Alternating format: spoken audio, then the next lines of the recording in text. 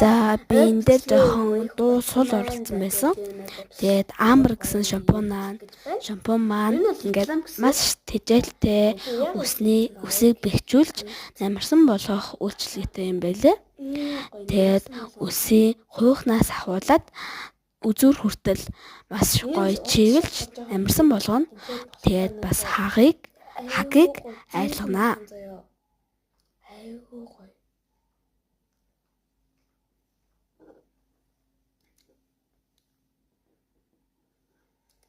Миний ус ингээд сартай айгуу гэмтэлтэй байсан. Тэгээд би ямар шампуныг хэрэглэх вэ гэж бодож исэн чинь ээж маань надад Amber авч гисэн байгаа. Тэгээд би энийг хэрэглэсэн чинь энэ ингээд тэжээлийн шампунь гэж байгаа. Тэгээд би хойдлыг харсан чинь хэрэглэх заавар гэж бас юм байгаа заяа.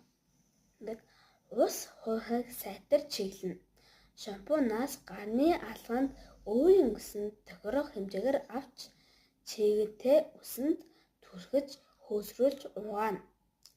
2-3 минут массажлна. Хөөснийг бүлээн усаар сайтар зайлна. Тэгээд 2 удаа авааснаар маш гоё болно гэж байгаа юм заяа. Тэгээд би 2 удаа аваагаад 2-3 минут массажлсан. Тэгсэн чинь ийм гоё болсон. Тэгээд та нар Amber-ыг авч үзээрэй. Эрэгтэй ч вэ, эмэгтэй ч вэ те.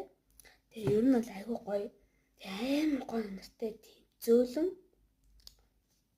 Тэгээд айгүй гоё тэжээлийн. Тэгснэ хуурайсан үс хуйханд дотроос нь тэжээл өгч үсний бүтцийг бэхжүүлнэ гэж байгаа юм. Би тэгвэл ингээ үсээ дөнгөж саяхан л угаачиж байгаа байхгүй. Дөнгөж сая угаад гараад ирсэн чинь гоё.